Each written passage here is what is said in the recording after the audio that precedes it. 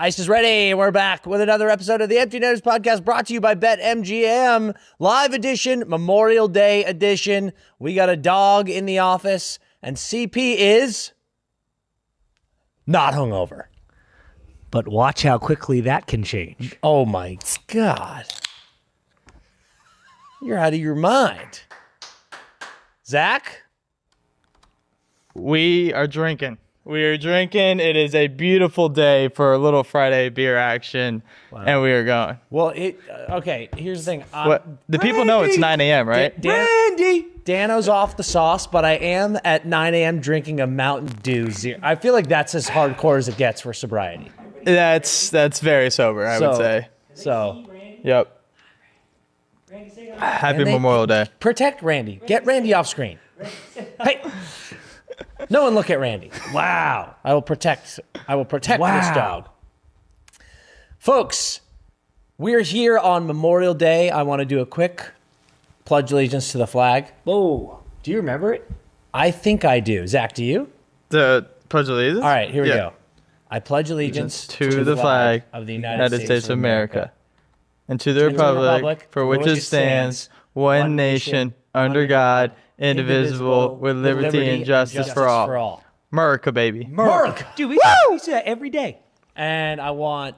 we'll get... Dude, we were pledging allegiance to the flag every day. Yeah, dude. Yeah, we were. We fucking should. Yep. That's gas. Yeah, we were. Insane. We should have been doing the anthem. You know what I want to do? I want to... If we'll get into it. If Montreal makes it to the Cup, every time our plane lands in Canada, I'm going to start singing the Canadian national anthem. Oh, whoa. I think it's respect. Is there a pledge allegiance? I want to pledge allegiance to the flag of every nation I visit. The second I get there, I want to pledge allegiance to it. Does every flag have a pledge that you allege to it? I don't know. But I do think it's like, Is there a pledge of allegiance? A pledge of allegiance every day in school. We did that every day. Yeah, we did. That was fucking awesome, dude. Okay, there is not a pledge of allegiance in Canada, but there is an oath of citizenship. That sounds sick. They must recite and sign the oath of citizenship. See if I can find this. Oh, here we go. Ready? I swear. Okay. I swear. I swear. Wait, why are we doing this? Because you are now a Canadian citizen. No. It is Memorial Day. We are not doing that, right? Yeah, exactly. Okay, so do you want to hear it? And we won't swear? Sure, yeah. Let me hear it. How about this? I refuse to swear today, of all days, that I will be faithful and bear true allegiance to His Majesty, King Charles III, King of Canada, his heirs and successors, and that I will faithfully observe the laws of Canada, including the Constitution, which recognizes and affirms the Aboriginal and treaty rights of First Nations, Inuit, and Métis peoples, and fulfill my duties as a Canadian citizen. Fucking right. No king, though. No, yeah, there's a king. Well, you're not listening? There's a fucking, you swear to the king. Yeah, but dude. there's no king anymore. Is there a king of Canada? I feel like an idiot. I don't know. I mean, I know that there's not a He's there's a prime technically minister, king, yeah. But is there still a king, like, living? I don't know. Good question, No. I guess. No. Because why would they have to swear that, though, if it's fucking not real? Yeah. Canada is a constitutional monarchy, meaning it has a king. King Charles III is the official head of state and personal embodiment of Canadian crown. While he holds the title of King of Canada, he serves strictly symbolic and non-political role. Exactly. He's not real. Still So Charles III is, him? I mean, he's a fucking monarch. He That's still gets sick. oathed, dude? But he doesn't do anything politically. That is what the prime minister is for. Would you like to hear the nations that have pledges of allegiance? Yeah, sure. America, Come on. Mexico, Sick. the Philippines, Sick. India, Sick. Singapore, Sick. South Korea. Sick. I bet the South Korea one slaps. It is a national oath of allegiance to the flag. I feel like we gotta, I mean, what's funny is a Pledge of Allegiance sounds so hardcore. I know. When you think about it. Like a Pledge It does. of Allegiance. It does. And the fact that we were sitting there doing it as like 10-year-olds daily. Yeah. They're indoctrinating us. Yeah, they gotta know. Theirs is Yeah. pretty quick. Yeah. It is, I'm not going to be able to pronounce this, but it says, I pledge in front of proud Teguk flag allegiance to the Republic of Korea for the eternal glory of the country, liberty, and freedom to the Republic of Korea. I told you it'd be fucking nails. Eternal glory. Eternal glory is just fucking awesome. Holy dude, Mountain Dew is... God damn. God damn. That'll kick you in the fucking nuts. That's great. Are we 12? What do you mean? Mountain Dew will kick you in the nuts. Yeah. Those were some of my best days, Zach. Some Diet Dews. Actually, it wasn't diet back then. Zach, some sugar Dews. I told a story on this show once. When I was in college, I smoked a little reefer, drank a little Ripple, challenged the mayor's son to a gentleman's duel, and was with some friends at home. Anybody gets that. I'm begging. If anyone in the chat just got that reference, type it into the chat. Check that. Make sure you're monitoring the chat. Was with some buddies. We went back to my house, and we were just like sitting there watching. It's Always Sunny in Philadelphia baked. Yeah. And this was one of the first times I'd ever smoked weed, and I was so high and so thirsty. And the only thing that we had got at the convenience store was a 12-pack of full sugar Mountain Dew. And I drank literally 10 of them. We had 10 Dews. And like my buddies are like, one of my buddies that got thirsty and looked down and was like, is there only 2 of these left? What happened to these? And I was like, I drank all of them. I just couldn't stop drinking. And it's like that is like 800 grams of sugar. Yeah, dude, and it's so many grams of sugar, and I mean, Christ Almighty, what is that? Like, it's the best advertisement for weed ever. Yeah, truly, it's like 2,000 calories of Mountain Dew in a sitting. That's awesome. It's so bad. What's not bad is the hockey action that we've had over the weekend. Wait, would we say it's certified great action or no? Oh, buddy. Yesterday was certified great action.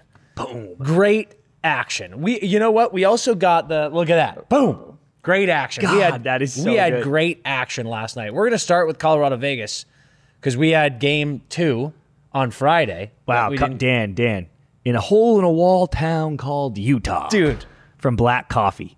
Black Coffee beats. Coffee. And then someone else, uncouth against golf. Was uncouth against golf. Stumpy had to go. Incredible work, boys. Incredible work. Or girls. I don't know who you guys are. Yeah, well done, chat. Maybe hit us up. That might be worth something. That might be worth a little something. Let me take a screenshot of this. So that might might get you a netter. That's what I was thinking. I don't know how to translate this into your IG handles because it never is your same thing. I know. So the 2 people that just said that, Black Coffee Deets and VAR21, send us a DM. Will you find that DM, or is it too impossible to find DMs these days? I could probably find it. Send us a DM and say you did the out cold thing. We'll get the Netters admin on it, and he'll find it. That was incredible. That was incredible. What a pull. We're starting with Colorado. What? Fourth line pigeon 2 said it first. Now that I'm seeing this. Oh wow. So okay. you sent something too. All right, folks. We're getting into these games. It's Memorial Day. We're giving you some content. Hopefully, while you guys are ripping it up, having unbelievable barbecues, hanging with friends and family, and enjoying yourself. Tweet at it. Tweet at us. Send your unbelievable photos. We're going to talk about these games. We're starting with Colorado Vegas. Friday. Yeah, start game 1. We had game 2, you mean? Or sorry, yeah, game 2. Yeah. Game 2. Friday we had game 2, and Vegas does the impossible. Well, it was crazy because game 1, it was like, whoa, this is wild that this is happening. Game 2 felt like put the house on the Avs. There was nothing more certain to me in my mind. Put the house on the Avs. Yeah. And then Ross the boss, Colton gets us going. Fucking love Ross so much. One of the most underrated guys in the league. Great little goal, scores goal there. Bang, deflection, snipe job. Gives it to the crowd. Little fist pump. Get into the glass. How you doing? How's your father? How's your mother? How's your uncle? How's your aunt?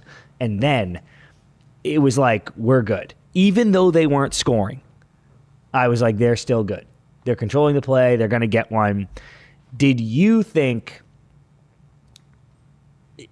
we say all the time, you can't let teams hang around, right? Like, you can't let this team hang around, can't let this team hang around. And somebody said that in the... Hanging around. Maybe it was the Ducks series where they were like, Vegas is scary. I think it was Biz. He was like, Vegas is scary because they have a good power play, and if you just leave them down 1, anything could happen.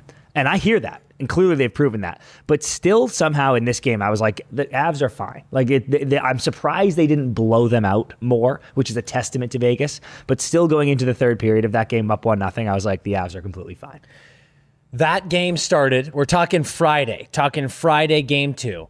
That game started, and it was just a great back and forth swashbuckling battle. Yeah, correct. And Roscoe gets a goal, and I kind of felt like, definitely huge to get the first goal. Getting one in the first period against Hart is great. Then the second period happened, and Vegas had 4 shots on net. Yeah. And I was like, oh, Colorado, they're doing what they did against the Kings. Exactly. This game's over. They're being like, dude, we don't need to run up the score here. We're figuring you guys out. We're testing the waters. We're getting a feel for you. Then the third period started, and for me, a minute or so into the third period, I was like, I think you're fucked. Because Vegas was playing well. You saw the ice opening up for Eichel and Marner. And I was just like, I don't think you can prevent this team from scoring. Yeah. And when it just looked like in that third period that Colorado wasn't testing it, it almost felt like they were being like, just hold. Hold. Yeah. Hold. I was like, you can't hold. And then Jack Eichel decided to shoot the puck. What if I shoot? What happens if I shoot the puck? What do you think that would do, team? And what do you know? Tie game.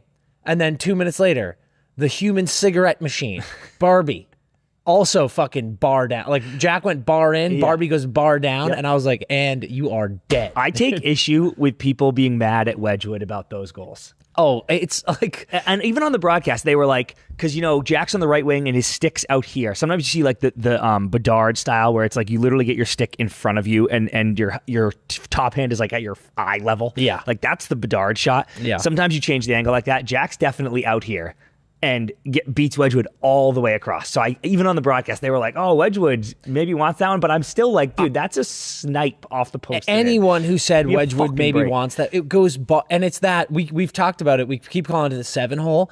Over the pad, under the blocker is the new sexiest shot in hockey, and that's exactly where that was. Yeah. It was just that perfect, about a foot and a half elevation off the ice, and it goes barring in. Flat as Chris's ass. Cost me the league. And anyone getting mad at Wedgwood, that's crazy to me. Yep. Crazy. So I have a piece of information that I'm going to give to you at the end of this segment, end of this series, that when we talk about it, that is the most important stat that's ever been given in any hockey show. But on the way there, I'm going to give you a lot of stats, okay? The Colorado Avalanche this season, counting playoffs, were 45-0-0. Literally 45-0-0 if they held a lead after 2 periods. 41-0-0 in the regular season, 4-0 in the playoffs. Yep. Not even an overtime loss, Dan. Not even they tied it and then we got clipped in OT. 45 and fucking goose eggs. And then now that's broken. They take a lead going into the second period in this game in a very important, I won't say must win, but a very important game too. And they lose to Vegas because they get pipe dreamed twice. Ping, ping, you're down. And then empty netter that night, right? Am I high? Yep. Barbie again. Barbie again. It's things like that where we go, okay. It's things like that where I'm like, dude, this is not like all the things you've done so well in the regular season are now crumbling in these moments because they go, we have won, we have protected a lead. Here's the other stat. This is the craziest. Well, no, I'm saving the craziest thing ever. The Vegas Golden Knights this NHL season were remember in the Tampa Montreal series, I pointed out that Tampa was losing the entire series.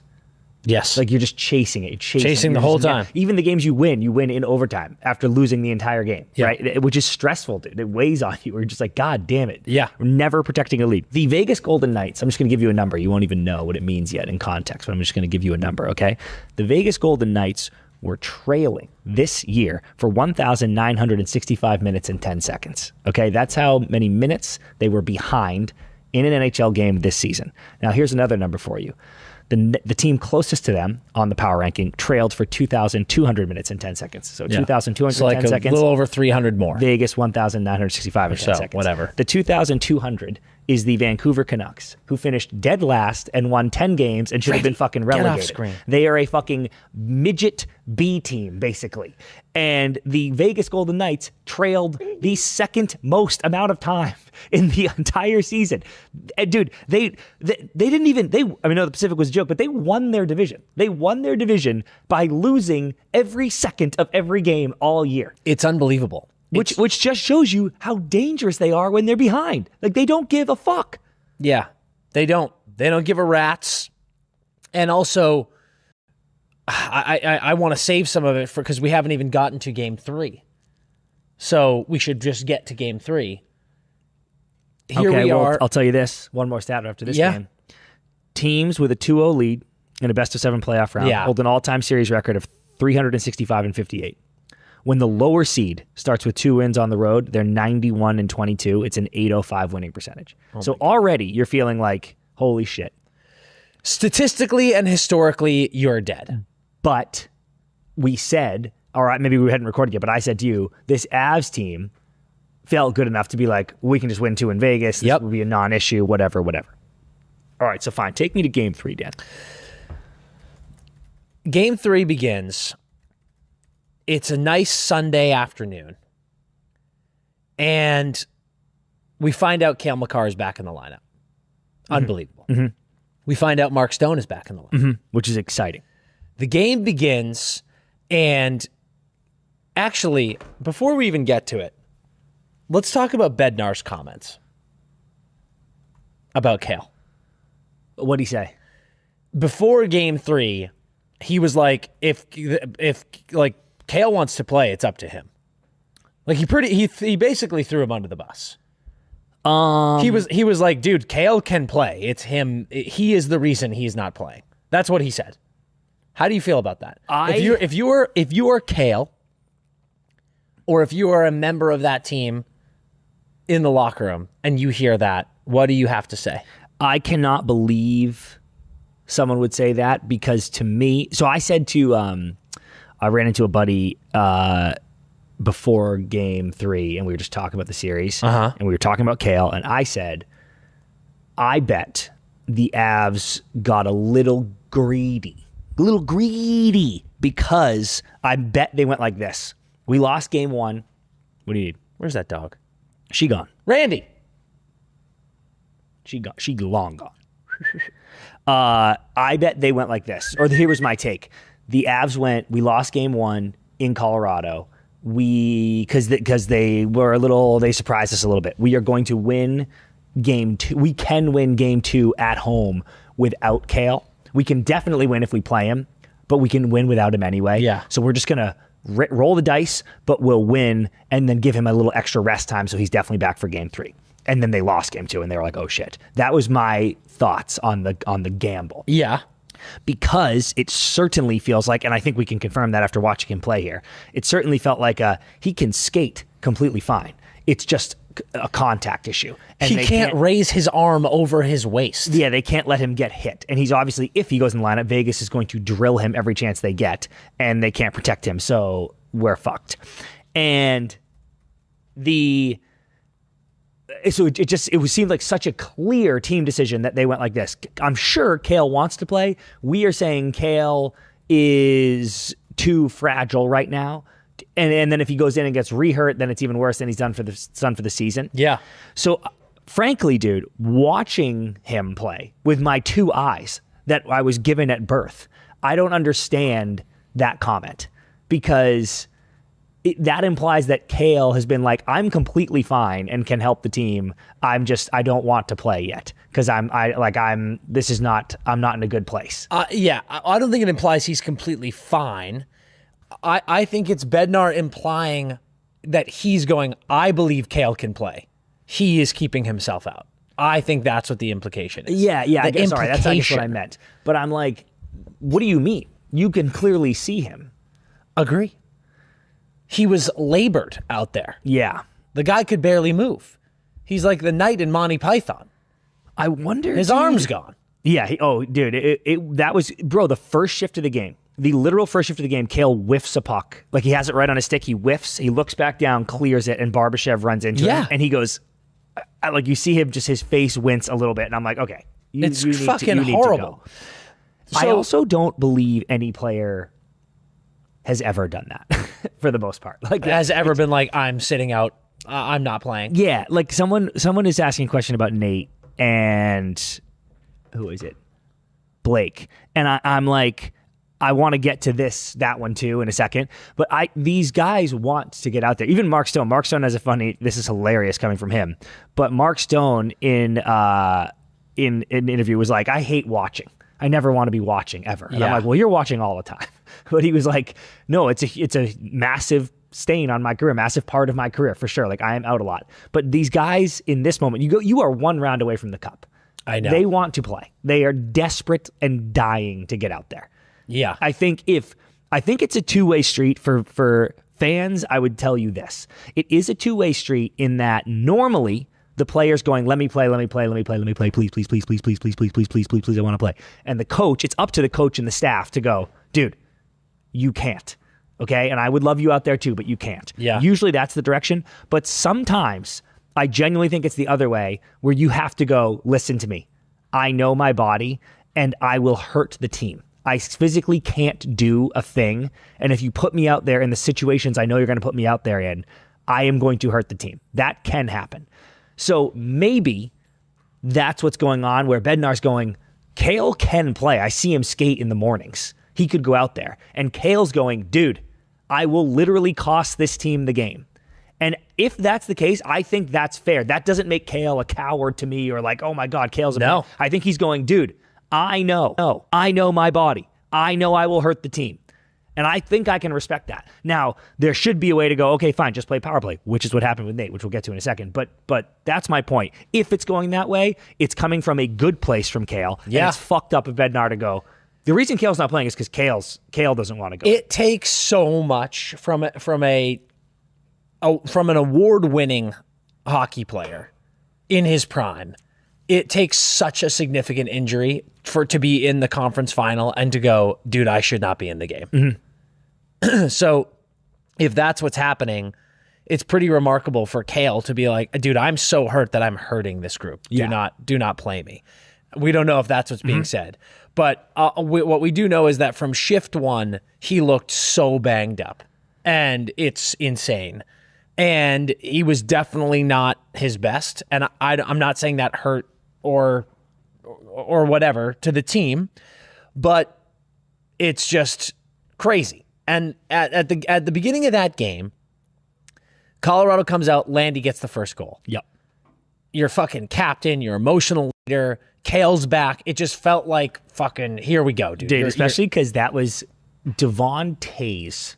Yeah. With respect, who is an incredible player. But Devon Toews beats Hanifin in a foot race. Like, Hanifin, that was one of the craziest plays I've ever seen. Hanifin's standing there on the blue line and the puck squirts loose and he's the last man. He's looking at it and Devon Toews starts skating and he's like, oh, I should get that. And he kind of like gives it a little bid and then Devon Toews blows by him. Hanifin takes a penalty and the rebound gets put in the net. And I was like, dude. Yeah.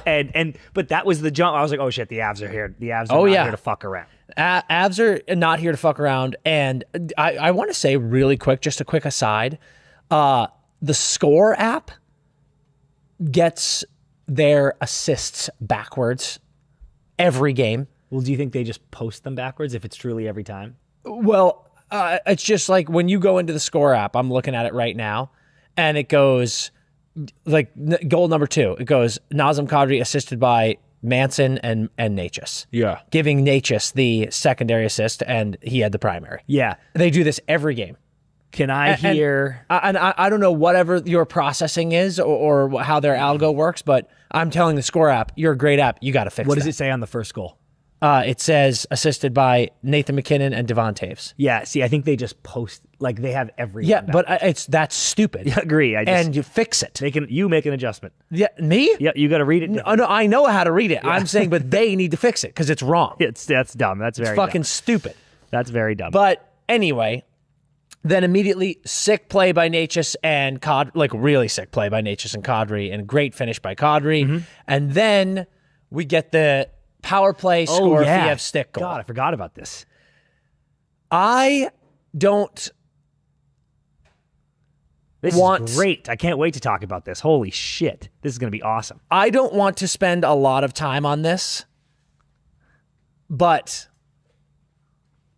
I can't believe there are human beings on this planet who thought that didn't hit stick. I can't believe it. I think this. Dude, there was a goal earlier, Dan, in this playoff where we were like, oh, maybe it was one of those Dobesh ones where it was like people were saying, oh, they blew it dead because the Sabres touched it. I don't think it was this one, but it was like that play where it was like, we blew it dead because the Sabres touched it after the whistle, not because we thought it was covered. But then the refs were like, no, we blew it. We said no goal because it was covered. And I'm like, you had it out. So in this one, I legitimately, even though I just sat up because I'm about to go on the fucking rant. I know. That's why I'm excited. That's why I'm excited. I want to talk about the Dorofeyev goal. Me too. Zach, what are you doing? We're good. Zach's fucking jumping up around. He's futzing all over the place. He's making me fucking nervous. Okay. Well, the good news is we got a bunch of photos from your Memorial Day barbecue and hangs. Oh, those are. We're gonna get some of those up. We're going to keep talking about hockey, but we're also just going to be new boot goofing now because this is a fucking joke. Yep. So somebody had said on the last chat that the Dantrum was incoming. You are correct. A Dantrum is incoming about this goal. Here's my thoughts on it, Dan, before you have the floor. I think that play was about at crossbar level. They could have called it a goal, but I'm honestly not that mad if somebody was like this because there's that one back view where it does look this much over. Okay. And I would not be that mad if they were like, you know what, dude? We called a no goal on the ice. I think it looks like a high stick. It's arguably a high stick. We're waving it. But the refs went to the bench at the next whistle and said to Torts, hey, we are ruling it. And this came from Toronto, by the way. This wasn't a coach's challenge. This one went right to Toronto. They said that the glove hits the puck. Now, this is my take. I know it's partially your take, but this is what I want from the chat. I think that the puck clean hit his stick. That's my opinion. But what I can't fathom is even if it hit his glove first, even if his glove knocked it towards his stick, which seems to be what they're saying, who fucking cares? If it hit their glove, he could have punched it clearly with his hand off his stick. He could have just punched. You're stealing my rant. The puck. Then stick. You're stealing my rant. Okay, you can do it. It is.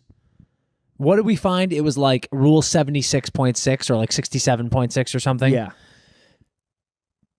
It is the greatest example of overcomplication in a rule book I've ever seen in my life that is a rule. Yeah, what did it say?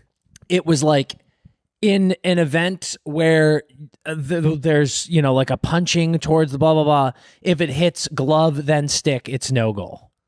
That's what it says in the rule. That's at least what someone said to us online last night.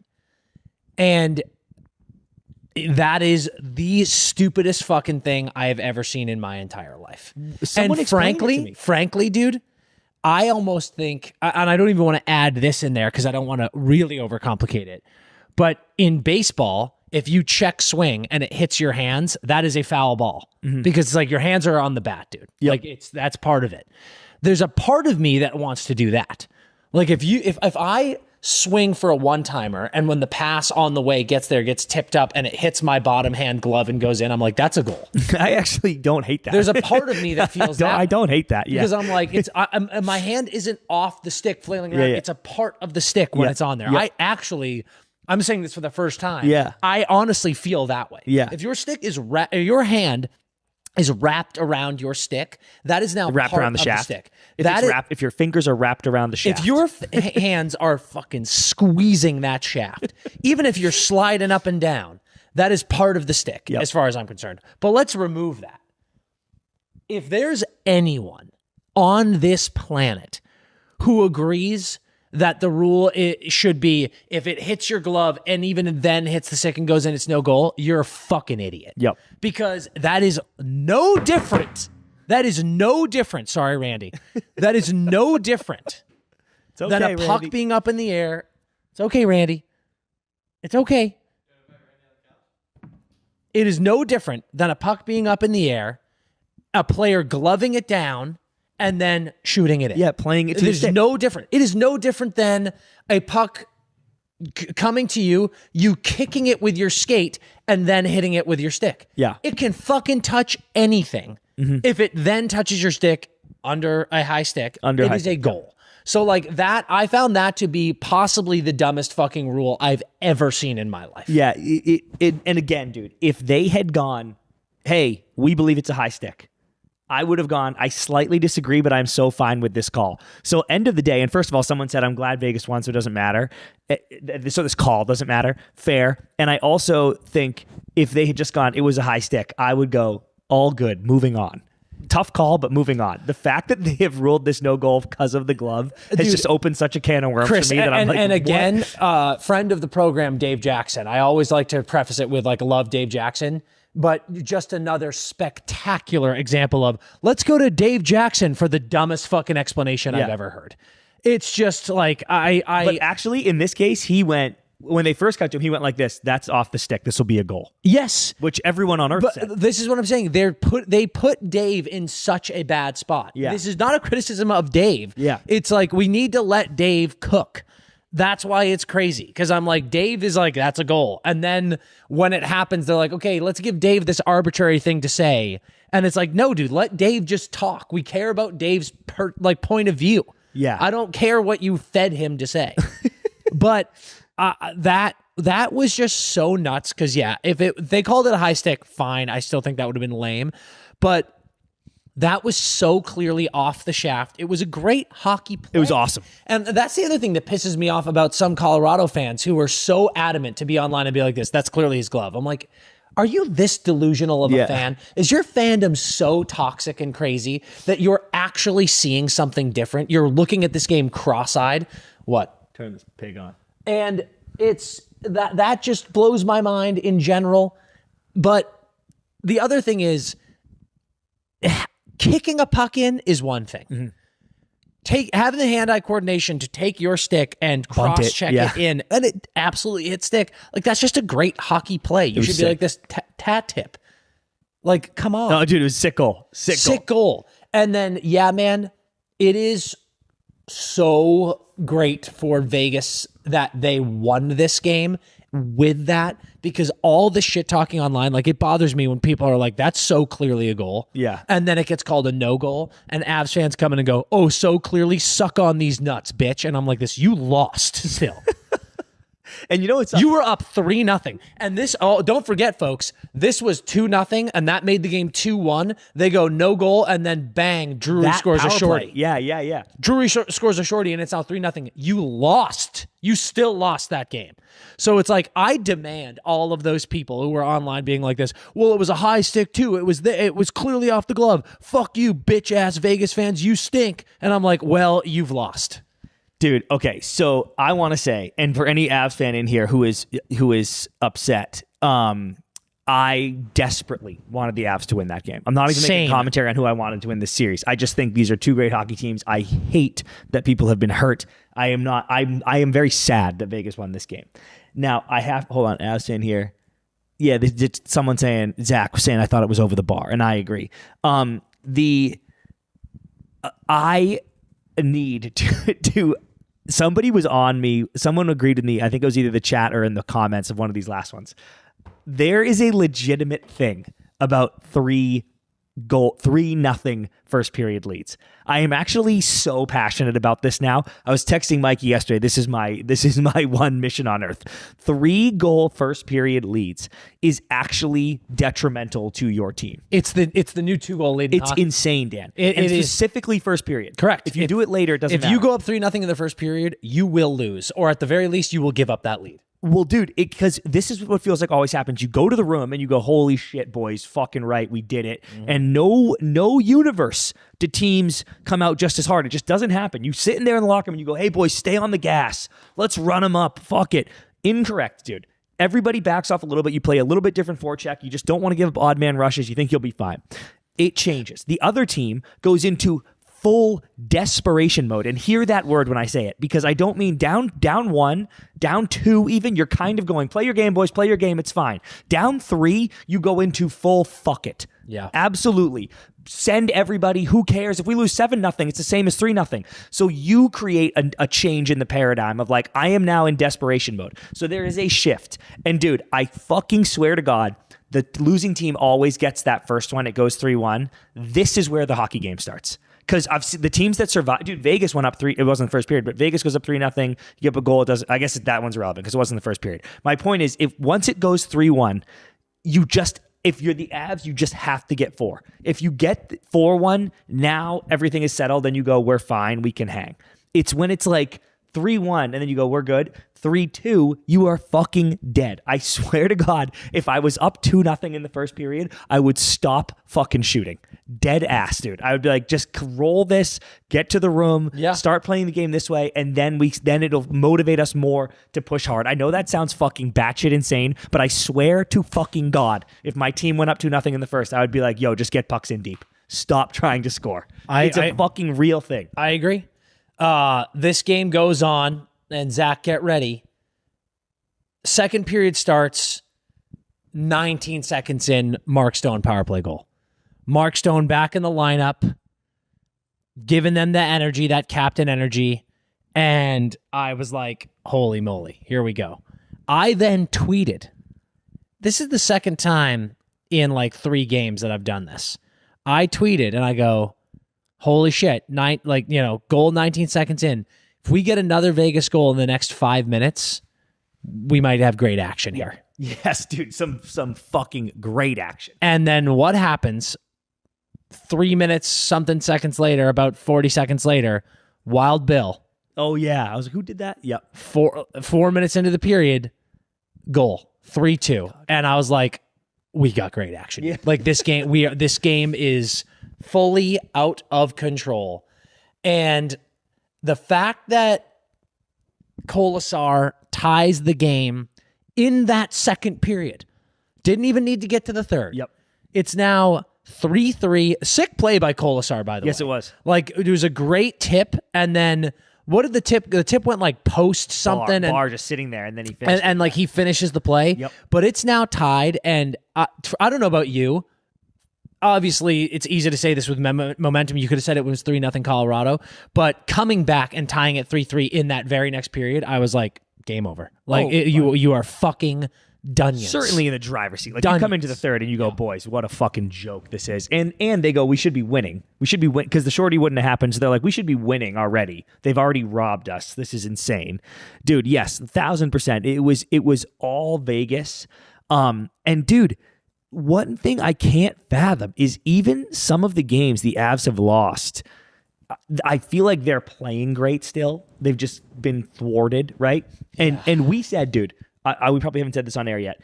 Somebody was bitching about Cale being out and all the injuries and blah, blah, blah. No, there hasn't been a defenseman on the Avs that has come in and I've gone, they're losing this series because this guy's been exposed. I don't think the Avs team D has played that bad. Yeah, there's been some bad plays. On the hurdle goal got turned inside out a little bit, but yeah. And Cale's back to that game, so it doesn't matter. Wedgwood. A lot of people are bitching about Wedgwood online. I don't think Wedgwood has been particularly bad in losing this game. This was his worst game so far of the series, but he hasn't put you in this hole himself. The literal difference has been the Avs can't score on Carter Hart. They have been unable to score consistently on Carter Hart. That is what's happening in this series. So look there first, right, if that's going to be the problem. But yes, dude, the Avs have been playing well, just not scoring until the third period of this game. They went like 12 minutes without a shot with 5 minutes left. Awful. In your season on the line, essentially. They had 2 shots in the third period. And I'm like, what are you doing, dude? Yeah. I think I want to talk about, I mean, this game, Hurdle scores, then we get an empty net goal. This game ends up 5-3. Mm-hmm. Let's talk about the teams now and what's going on here. I want to talk about Vegas first. Yep. The hatred by certain people for Vegas is going to define this Stanley Cup final. What do you mean, like by fans? Yeah. Okay. And by just like several people. Yep. It is crazy to me how to me it really started last night, or at least where I could see it. Okay, go on. They go up 2-0, but now they go up. Everyone was like, okay, well maybe Colorado can come in and just steal 2 in Vegas, and now it's 2-2 and no blood. Mm-hmm. We're fine. It's now 3-0. The hate for Vegas for various reasons that started flooding the internet last night, flooding our DMs. Like, we weren't even talking about Vegas. Yeah, we were just talking about the Avs to win. We were just, like 100% I wanted the Avs to win. We're just talking about it online, and oh my God, the messages we were getting last night. It was just like anger. Mm-hmm. People were angry, and they just wanted somewhere to vent, so they came to our DMs and they were like, this fucking team, blah, blah, blah, blah, blah, blah, blah. When this team goes to the Cup, and then if this team wins the Cup, I think we are going to see some of the most petulant behavior we've ever seen in our lives. Yeah. And I think Vegas loves it. Dude, they feed off this shit. I think this team loves it. I think their management loves it. I know their fan base loves it, but it is crazy. And what we're seeing, man, is like, I saw EJ, Eric Johnson, coming on the show soon. Get excited for that. It's going to be awesome. But he just said he thinks Torts is like the perfect fit for this Vegas team. Now, I'm excited to talk to him about that because I don't know if I agree with that long term. I doubt he does too. And I bet he means right now. Yeah, and it's so interesting to me that Cassidy, as he has done with many teams before, he did it with the Bruins, he's now done it with Vegas, runs into a wall where people go, we're done with this. Like, your vibe, where it's great, it works, you're an amazing hockey mind, you're an amazing hockey coach, but we're done. Yep. Got to move on. I am still impressed that Torts' voice was able to come in and be so refreshing. Yeah. Because Torts is also a no-nonsense motherfucker who will motherfuck you. It worked perfectly. I mean, they came in, they won 90% of their regular season games to end that season, and now they come in and they beat the fucking wheels off multiple teams, and now they're up 3-0 on Colorado, the President's Trophy winner, the team everyone said President's Trophy curse won't mean shit to this group. They're too good. And they are so unfazed by this Colorado team. So unfazed. And we just saw it perfectly with a 3-0 first period lead, and Vegas was like, whatever. Boom, second period, tie game. Now you've lost. Colorado. I think it is so unbelievably impressive. You brought up they trailed more than any other team in the league other than Vancouver all season long. They win the Pacific. Now they're up 3-0 in the Western Conference final. They are unfazed by everything. And I said last night, we posted something, I was like, this team played possum all year, and they tricked everybody. Mm-hmm. And so many people were like, they didn't play possum. Like, they didn't have Wild Bill, and, they made a trade for Anderson, and they get Torts. And I'm like, all good points, but like, they definitely played possum in the sense that with those injuries and with the shit, they were just like, this will still be fine. We're going to turn it on in playoffs. Mm-hmm. And absolutely Torts has helped them turn it on in playoffs. But like, this is what they do. There's a next gear. We talked about it when Jack Eichel, when they won the Cup, Jack had 67 points. Yeah. And then finishes the playoffs with like 26, leading the team. They all know how to fucking turn it on. And this group is just like, they're playing at a level, in my opinion, whether it be Torts, whether it be the players turning it on to that next level, or a combination of both. I think it's a combination of both. They're better right now than they have been all year, and it's not close. And also, Mark Stone is so fucking valuable, bro. And it's so great Marty being on the show all the time, being able to talk about being a teammate, winning a Stanley Cup with him. He's like, he is the best guy, and he is such a leader. This is the shit you talk about that's like, you will hear stories about players like Mark Stone for years and years to come. All of these guys who won a Stanley Cup with him and now might win a second Stanley Cup with him, they will be like, oh, dude, Stoney is like the biggest leader of all time. Like, he just gets us there. And this guy comes back in the lineup, immediately scores a goal. They come back after being down. You know, it's like, that is the difference maker type shit. Oh, and dude, couldn't agree more. Fucking A, man. This Vegas team is just, they tricked us. They tricked the whole league. And here we go. We said about Dahlin when he tied that game. Yep. I was like, that's your guy. That's your fucking guy right there. Mark Stone coming back when it was like, Cale's probably going to play. But he's out, and then he's in. Mark Stone, we were going, Mark Stone might never walk again. He's done. And then him just stepping out in game 3. The same game Cale comes back, by the way. And Cale looks more hobbled than him. I'm not trying to say it's a 1-to-1. But Mark Stone coming back in the same game Cale comes back and having a goal and an assist in that comeback is just, that's your fucking guy. That is fucking heavy dick shit. That was so awesome. On Torts, or you go ahead about Stone. I just wanted to add the thing to Stone. It's like, there's so much hate that goes on for this Vegas team. I don't know how the fans do it. I know they've only been around for 8 or so years, but like, it's the Mark Stone hate. I don't get. If you hate Vegas, okay, but this is one of those things. Like, I understand people hate certain players. Like, people hate LeBron. Mm-hmm. I used to hate LeBron. There comes a time where you just have to tip your cap. Yep. And go, he's one of the greatest players of all time. Yep.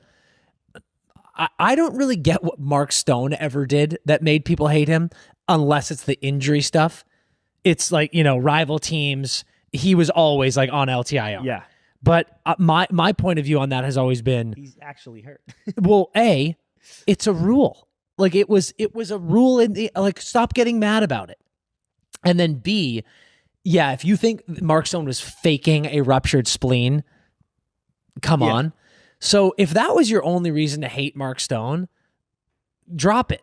Like, this guy's just like an awesome, like, enjoy it. Enjoy gamers. Watching gamers is fun. Yeah, and he is one of those. He is a gamer. Quick shout out to Torts for this. And who did this? St. Louis, maybe? You'll remember. Yeah, St. Louis. Heroic no pull of Carter Hart in the first. Like, you are up 2-0 against the Avs. You won 2 in Colorado. All you have to do is win 1 in Vegas and you feel fine. The Avs score 3 straight goals, and again, not really his fault. Drury's a breakaway, Kadri pretty good snipe, Landy like half tase breakaway rebound, not really his fault, but Carter Hart has played every minute, right? Yeah, I think so. Like, this would have been if I'm Torts, I am immediately going, Hart, take a seat. Yeah. Not your fault at all. You're tired. This is a well-earned break. Maybe Hill goes in and shuts the door because it's a new goalie. Give him a touch. Might be beneficial for later anyway, and we will happily lose this game if we do, or Hill pitches a shutout and we come back and win. Either way, house money, Carter Hart, you're starting game 4 no matter what. Heroic no pull of him. All the data says pull him there. Heroic no pull of him. So true. Into Carter Hart shutout the rest of the way. You beat the Avs and now you have a 3-0 fucking stranglehold. Yeah. That was awesome. Are you ready to move on to Colorado? Yes. Actually, the last thing I'm going to say about Vegas is, good God, Dorofeyev is going to make so much money. Oh, he's the man. That's unbelievable. The last thing I'll say about Vegas is this, and we've said enough about him, but I just wanted to point this out. Mitch Marner, you looked at me and you were like, unbelievable, 2 more. And the first assist was gross, but like 2 more assists, right? Like, he does not cool down. He does everything. But here's what I genuinely fucking loved so much. He takes the Knights go up 4-3. And with 5 minutes or so left, Mitch Marner takes a tripping penalty on Necas, which was dog shit. I think it was a very tough call. His stick 100% hits Necas in the foot. I think Necas probably felt the contact and went down, but 100% Marner is stick checking, misses stick and puck, and hits Necas in the leg. So I'm not going to go that hard. And you, of all fucking people, we're not going to complain about the refs. So I'm not complaining about the refs there. His stick hit his leg. But dude, the fucking fire that Mitch Marner had after that, when he literally slammed his stick and was screaming at the ref instantly, dude. This and maybe Leafs Nate fans just goes down, and Mitch's arms immediately go up, being like, "Get the fuck up, you pussy!" Yep. And then the ref's arm goes up, and dude, and she cuts him in the box. He's still shaking his head like a psychopath for a full 2 minutes later, dude. I'm telling you, and I highly doubt there are any Leafs fans in this chat, but the Leaves. I just don't believe that we have seen that fucking fire and emotion from this kid. Like, dude, all the complaints was like, he doesn't care. He's a ghost in the playoffs. Mitch Marner is ripping a ref's head off 1 game away from the cup. Yeah. You know, like, look how much he cares. Look how much he is doing for this team. That really fired me up, where I was like, dude, this is what we all wanted. As a hockey fan, this is the Mitch Marner in the playoffs that we all wanted in your game. I agree, man. It's we've made the joke about like the Buffalo curse for the last several years, where it's like a former player of the Buffalo Sabres has won the Stanley Cup the last like 4 years in a row. Yeah. That's tough to see. Yeah. You are seeing it right now. If you're a Toronto fan, I think there's plenty of Toronto fans who are happy for Mitch. Even the ones that are happy, this must make you frustrated, not from a Mitch standpoint of like, fuck you, Mitch. It must make you frustrated of like, God damn it, our team. Like, why did we let this guy go to waste? Yep. This guy looks like a world beater, like a generational hockey player. I think he is leading the playoffs right now in points, and he's playing remarkably well. I mean, he's playing visionary hockey. Yeah. Visionary hockey. Antoine goes, Mark Stone skates like everything hurts in his body. Oh, that's true. So Mark Stone, I'm going to start saying, when I wake up in the week, or like after a night out drinking or something, and I get up and you have that creaky body feeling, you just, man, I feel like Mark Stone today. Yeah, that's funny. It's like, that is absolutely true. But he gets out there and he battles, dude. It's unbelievable.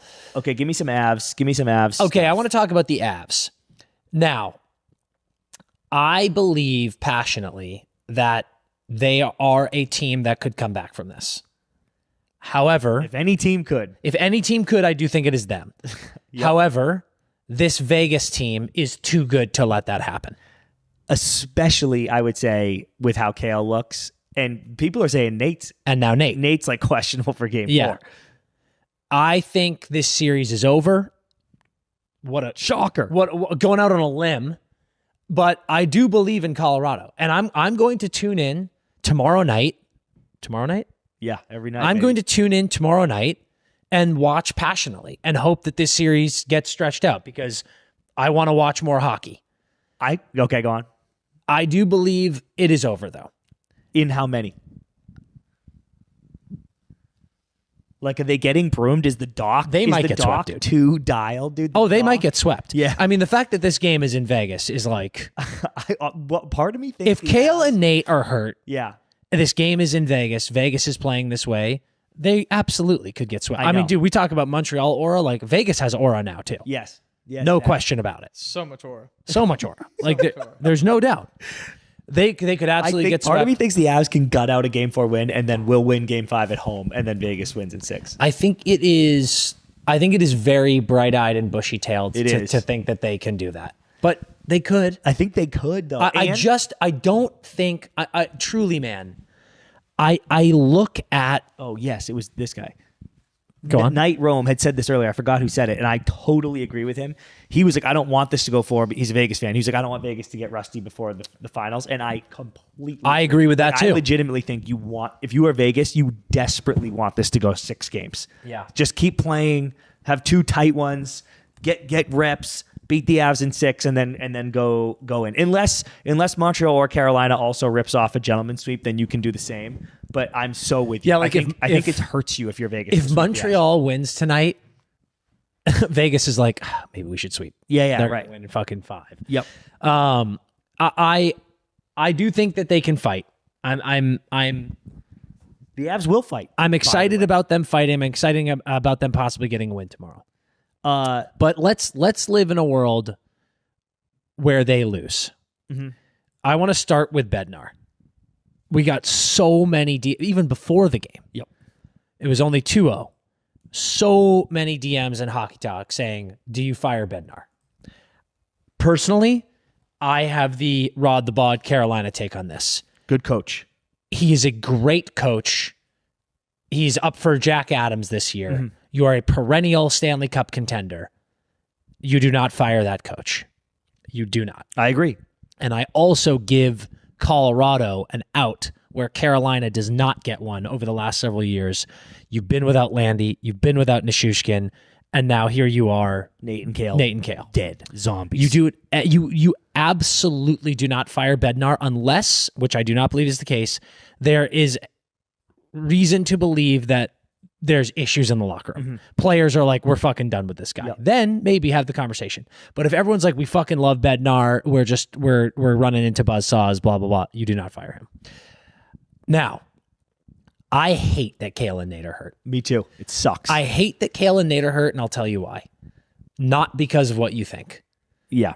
Well, it's also because of what I think, but I know what you're going to say. The constant take we have is we want to see the best players on the ice. I want to see the best versions of every team playing. I hate. Zach just says injuries have robbed the Avs of so many cup chances, and that's the take, and it's a fair take. It is a very fair take. It's what I say all the time. Yep. Like we've gone on all season. Mm-hmm. We posted a clip last week where I was like, "Is their window? Are they in the back nine? Is their window closing in a couple of years?" And they look at this last 5 years and they're like, how the fuck do we not have more cups? And it's because Landy was hurt. Mm-hmm. And it's because Val has been out. Yeah. And that does suck. Yep. And injuries do rob teams. But I hate the excuse because you don't want to have the excuse. It sucks. I also hate the reality. It's like I just said, we want to see the best players playing. I do not like that Cale and Nate are hurt right now because we did the 1-for-1 thing. Cale's out. Yes, that's brutal. Mm-hmm. Mark Stone was out, though. Yep. So in 2 games, that was fair. You had a very significant injury on both teams, respectively. Was the 3rd highest point scorer on each team, was out. Vegas won 2 games. Now Mark Stone comes back. Now Cale comes back. Both banged up. Looks like Cale's more banged up. Mm-hmm. But either way, both not playing 100%. Vegas wins. Nate gets hurt in the game. But Nate finished the game. But Vegas wins. I do not want there to be an excuse here. Yep. Where Colorado fans go, we only lost that series because Cale and Nate were hurt. Mm-hmm. I do not like that. You should, and dude, weren't you Avs fans all the people saying that you can beat fucking Vegas without Cale anyway? Oh, dude, when I tweeted Cale Makar being out for this game, I was like, if Cale's out for more than 1 game, things are going to get very interesting. I got so much hate from people being like, stop making a story out of nothing. Cale being out doesn't mean anything. We can still beat this Vegas team, blah, blah, blah, blah. It's 3-0 now. Yep. So, interesting. Somebody said this, dude, somebody goes, DG69691 goes, I've never heard this before, but the people are talking about this ass thing, and he goes, injuries are part of the game. If you piss like a puppy, stay on the porch. And I think, okay, I like that. Stay on the fucking porch. What do we think Randy feels about that, dude? Hey, Randy, thoughts? What about, pissing like puppies, Randy? What do you think? Randy pisses outside. Yeah, only. She's a great dog. Go on. So I finished my point. I don't think it's an excuse. Obviously that fucking sucks. And if we come in game 4 here and what if Nate's out? Dude, if Nate is out, I could just, dude, what happened? Like, is his leg broken? Maybe, dude. That was a brutal shot. He could not move. And I saw someone mad being like, he shouldn't have been out there. I'm like, dude, Bednar says to him, can you play on the power play? You can see him right on the bench. Mm-hmm. Nate goes, I have to go to the locker room. And he goes, can you play on the power play? And he goes, yeah. Yeah. This is what kind of frustrates me. If I were an Avs fan, well, I talked to you a lot yesterday about in-game adjustments, and I think that there are some coaches who are phenomenal with in-game adjustments. I actually want to give Knobloch a little stroke off. Okay. Knobloch 2 years ago, when the Edmonton Oilers were down 3-0, made remarkable in-game adjustments in that series, which then got it back to a Game 7. Yep. There are a lot of coaches who I think really struggle with in-game adjustments, And I know that an 80% Cale Makar and 80% Nate McKinnon are better than most players in the league still. But I look at that situation against this good Vegas team, and you have that power play with the goalie pull, or you have the goalie pulled situation, you have a power play situation where you have a hobbled Nate and a hobbled Cale on the ice. And there's part of me that's like, we've spent so much time talking about how deep this Colorado team is. Put fucking Brock Nelson on the ice. Yep. Put Nazem Kadri on the ice. Like, what are we talking about, dude? Like, you have too many good players that I'm like, do not fucking spend this 2 minutes with two injured players on the ice who literally can't move. Yep. Put other guys out there. Great call, dude. Some people are with you on the chat there. And also this person, I guess I won't say who you are, but if you are listening, because I think you are due to this text, you will know I'm shouting you out here. Great comment. Great point. And almost happened by accident to Vegas. Yeah. But Vegas knows how to play and win without Mark Stone in the lineup because they have to do it so much. The Avs don't know how to play without Makar. Yes. So he goes out and they go, oh, fuck. Dude, and that is what I was ranting to you about yesterday of the in-game adjustments. When you have world beater players like that, that's huge, but you can't get too reliant on them. Mm-hmm. You can't depend on them or else you fall apart. To the point where I am borderline, like if I were a coach and I had a Cale Makar, I would spend half of practice working on the PP, working on the breakout, working on a neutral zone trap without Cale. Yeah. Because I'd be like, what if he goes down? Yep. Just in case. Call. It's a great call, dude. It's interesting. That's it for this game. I have one closing thought. So no, I have a very big topic here too. Okay, mine's a nothing burger. So okay, it'll be at the do very your end. nothing burger. No, it has to be the last thing. Okay. The last thing I want to say, and we are a players podcast. We don't ever talk shit about anybody as often as we possibly can. I think Nate needs to be less emotive with his body language. Mm-hmm. I don't think it's great, dude. Dude, I am with you. They're just, dude, you are a perfect hockey player. Mm-hmm. I'm obsessed with you as far as a hockey player. He is my, every year, Nate is a like 40 to 50 goals, 60 assists. Like, he's unbelievable. I have nothing bad to say about Nate McKinnon. Yeah.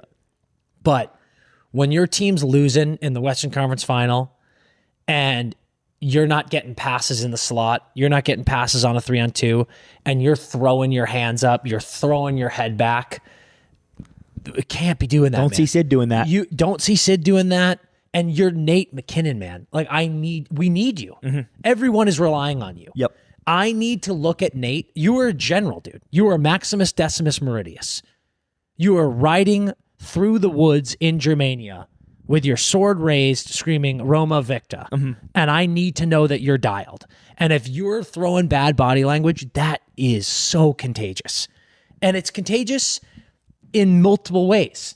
It can make guys see it and go, fuck, like Nate's not feeling it. Like, look at that body language. He doesn't think we can win. It can also piss you off. Yeah. If you're a player and I choose to pass it back to Marty Necas instead of Nate, and the play breaks up, but I see out of the corner of my eye Nate throwing his head back, there's a chance that those players are going, fuck you, dude. Yep. Like, fucking Marty's a 100-point guy. Yep. Blow me. I'm going to throw him the fucking puck. He looked open. He was open. Yep. That shit is, it's dangerous. It's dangerous stuff, man. Dude. And it's like, I need more. What's happening, Zach? Okay. I need more. So I have trauma, dude. Yeah. I'm sorry. PTSD.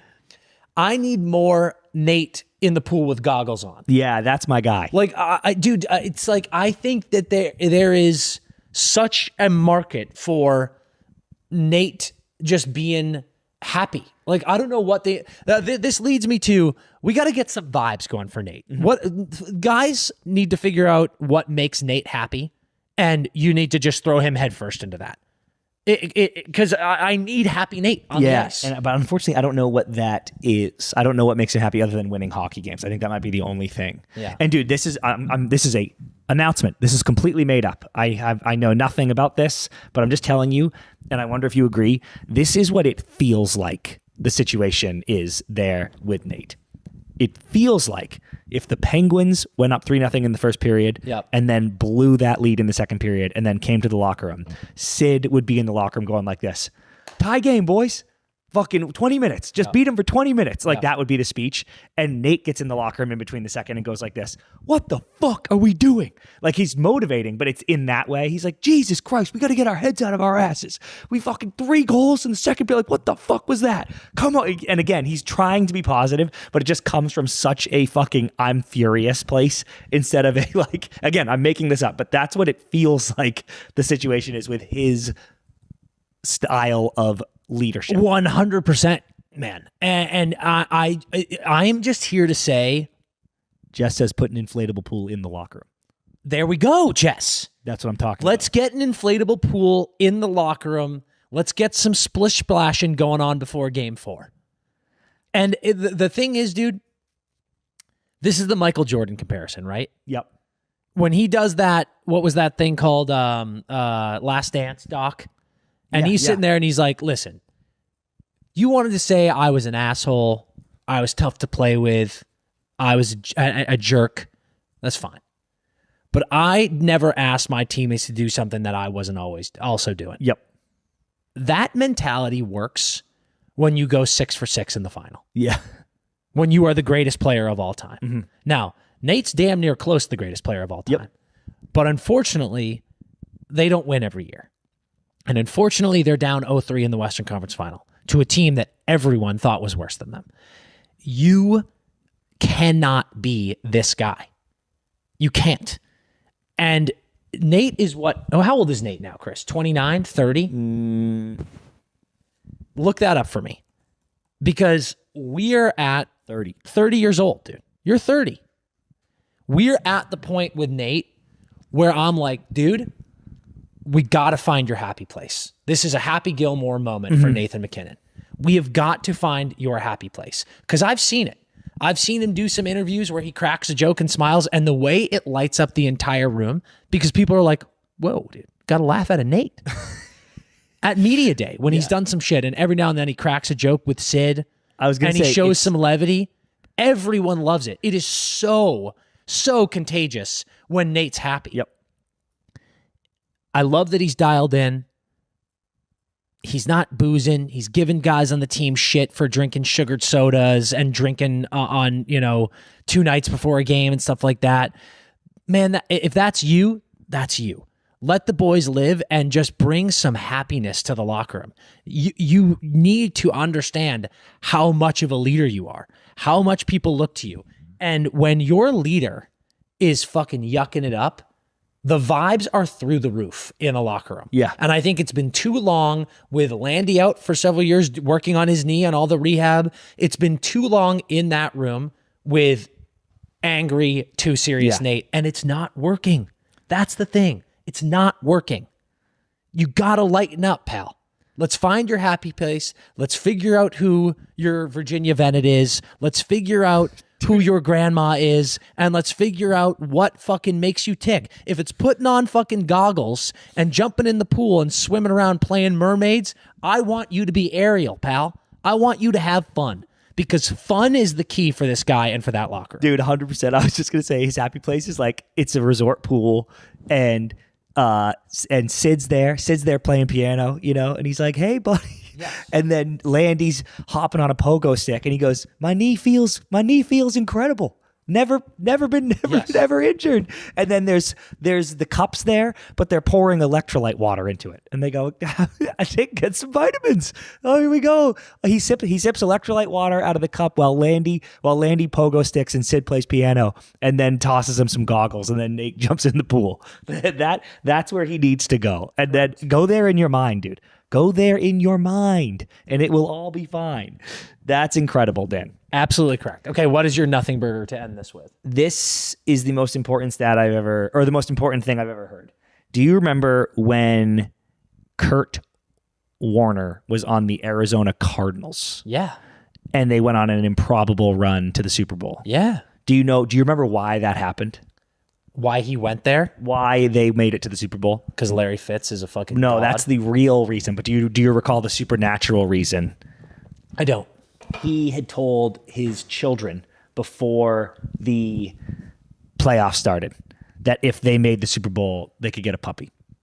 Oh my God. And then they had puppy magic. the whole playoffs. Yeah. So obviously, They lost that bowl to the Steelers. they did. Yeah. After Larry Fitzgerald had one of the most insane games. And of all time. Jerome Bettis fumbled, like when they were trying to like wind the clock down. But then Yeah. Pittsburgh jumped on it. That was crazy. Oh wow, I forgot about that. I did not. I have become aware that. Puppies make everything work. Well, that is true, but Vegas is working with their own magic, and I was not told this. You're telling me Vegas has puppy magic? Nope, they have undifferent magic. Five of the Golden Knights' wives are expecting in June. There are five players on the Knights who are all about to have a baby during the Stanley Cup Finals. 5. That is so many babies that will be placed inside a Stanley Cup Dude, if they win. if someone had told me that before the playoffs started, because they've been pregnant for 8 months. If someone had told me, What was going on in Vegas 8 months ago? dude, if someone had told me before the playoffs started that 5 Golden Knights wives were due in June, Yeah. I would have bet my fucking house on Vegas winning the Stanley Cup. And unfortunately, I'm just finding this out now, so I'm only able to act now. But Vegas is already up 3-0 in the West Conference Finals, so it's fucking irrelevant. And I've lost all my money. I'm essentially poor. And if I had known this is the most baby magic shit I have ever heard in my life. How were we not told? How were we not aware? I feel like a fool of the highest order that I didn't have Vegas from the start. 5 wives are expecting babies in June. This is the most automatic Stanley Cup win in the history of fucking Earth. And no one told me. And shame on someone. I don't know who I'm pissed at, but I am pissed. And there you go. That's the most important piece of data in the history of hockey. The chat is going fucking bananas about Prego Magic. They are 100%. Oh, dude, this is Prego. This is Prego magic. Magic, dude. Like This is what Prego are we Magic. Fucking talking about. I also 5. I need someone to find out what was going on 8.5 months ago. Like this and Like, oh, hey, chat, tell me what was happening. Like this is literally what month is that? Someone just said Night Rome said Vegas had baby power up in 23 as well. What the fuck? Like so explain this to me then. Explain that how I'm just finding this out, dude. Who told you this? It was actually I can't tell you. I'll tell you after. Okay, fine. Not that it's like a secret, but like No, I get it. I now think I know who told you. I just like, what the fuck? What was going on? I will never understand. Someone says, "Oh, it's Halloween." Oh, this is pretty good. Beginning of the season. I know what it was. We just got a text that makes a fucking ton of sense. So, well, dude, listen, man. And you know what? And he's one of them. I'm serious. He's one of them. True, dude. That's true. Oh, shit. He's one of the expecting. Well, hey, here's the thing, folks. Baby magic is real. And I don't know that you can beat that. Dude, if someone had fucking let me know, we'd all be rich. Montreal players, enjoy your season. Well, any of you with kids, you better start making puppy promises right now to try to combat this, because right now there's nothing that you can do. Correct. This is over because we have five children being placed in the Stanley Cup. 5. Randy heard puppy magic. It's the most important thing I've ever heard. Yeah, correct. Holy shit. All right. Let's talk some Memorial Day stuff before we get into Montreal, Carolina. Ooh, okay. tonight. We're going to put some picks up? Yeah, Zach, why don't we start rotating some picks in? Okay, wait, I just want one thing. Oh. Did Zach? I want to get my bet on babies lower third in. Wow. Just Yes. T-shirts coming out soon. Yes. Bet on dude. babies. Prego Bet on magic. babies. We are a pro baby podcast, Yes. which is very cool. All right, and then first things first. This was our first. Let's talk about this first. Yeah. Can you believe that? You think they're diet? No. Yeah, You there's know what? nothing You know what's diet about what's a those. bummer? I bet these aren't bad. Oh, I bet they're incredible. What are you talking about? Actually, Zach, I thought what do you they think were about only gonna this? be a positive. Dude? So I'm in lieu of drinking, I am sipping on a Mountain Dew Zero Sugar right now. It tastes like fucking rock and roll. And someone sent me these, and they were like, "You got to get Dew Dogs to go with your Mountain Dew today." And I'll tell you what, I'll venture over to the shops, and if I find them, I will buy them. Zach, what do you think about this? I saw this the other day. Okay. This guy posted a video, and he was like, apparently, if you take vanilla cake mix, this is crazy, dude. you can mix it with any soda because the carbonation in the soda is enough leavening to make the cake rise. Yeah. And then you have the soda flavored cake. So this guy took vanilla cake mix, mixed it with 6 ounces of orange Fanta, baked it, and then it was just like this orange cake. And then he made like an orange creamsicle icing that he put on top. Yeah. And it was like an orange creamsicle cake. And he was like, this is the most delicious thing I've ever seen. And then I looked in the comments and people were like, oh my God, dude, this is like the biggest game changer ever. I've been making a lemon cake with Sprite for years. Someone was like, I've been making root beer chocolate or Dr. Pepper chocolate cake for years. Someone says can confirm it works with any soda. Yeah. Mixed combo. There you go. That seems a lot for me. That's Vanilla cake mix, then you mix it with the soda of your choice, combine it with an icing, and then you've got an extra flavored cake. Dude, somebody goes, oh, hold on, where is this? Somebody goes, Look at Dew Dogs. That is crazy stuff. Fuck. Where is this comment? It's not even far. Look at the bottom. Like Uncured beef Franks blasted with original flavored Mountain Dew. Blasted, dude. That's why I'm telling you, this shit tastes like rock and roll. Like, Dew doesn't fuck around. So funny, dude. Blasted with original flavor. Someone goes, RJT goes, pulling out my cross to combat that photo. Yeah. I mean, they look horrifying. Oh, man, horrifying. Dude, that is so awesome. I do need one, to be honest with you. I do. Yeah, need I mean, one. I want to try it. I mean, like, let's be honest. I do need one. It one is, of those. you know, whenever we see these weird soda flavors, we see them with chips a lot, popcorn and stuff like that. Putting it into a hot dog is a choice. Like, why? And it's a choice that I don't know that we needed to make. Why? Okay. Do we have any other? Yeah, we do. let's pop a couple of these photos up. So all of you are doing your, and we want to talk more about some Memorial Day parties. Hell yeah! If you can see that, oh wow, on the hat too. Oh, sick! Quinn Hughes, USA hockey shirt, rocking on Memorial Day. Fucking rights. Extremely sick. Fucking rights. That is awesome. Dude. Let's get another one. Okay. God, the transition is so fun. So good. All right, this one fired me up. Oh yeah. What was this? The before we got a nice, looks like a golden blonde ale. Yep. Little sexy ale, dude. Yeah. Looks like remember that soccer company Kappa? Yeah. Looks like that. Yep. And that can went right up the ass of that chicken that's in the grill. Beer can chicken. That is awesome. That is great branding. Dallas Blonde. That's a great branding. Incredible. For your beer. I want that beer immediately. That I can't beer, believe it's in that chicken. That beer will get you horned up like you would not believe. That's amazing. And that beer went right up the ass. What do you think's above the chicken? It looks very interesting and delicious. But is that a brisket too? Well, yeah. This person's having the best Memorial Day I've ever seen. This is an incredible spread. This is an incredible spread. That's an unreal grill. They've got a dish that looks like something like a mac and cheese going on the top right there. They've got a brisket. Is another one of the things. They've got a beer can chicken. Like whatever's above the chicken might also be above. I the know mac it. and cheese. It looks like grilled halloumi, but there's no way people in Texas making beer can chicken, brisket, and mac and cheese are having grilled halloumi. Correct. Phenomenal. All right, Zach. Next one. Yep. Oh yes, dude. Hell yeah.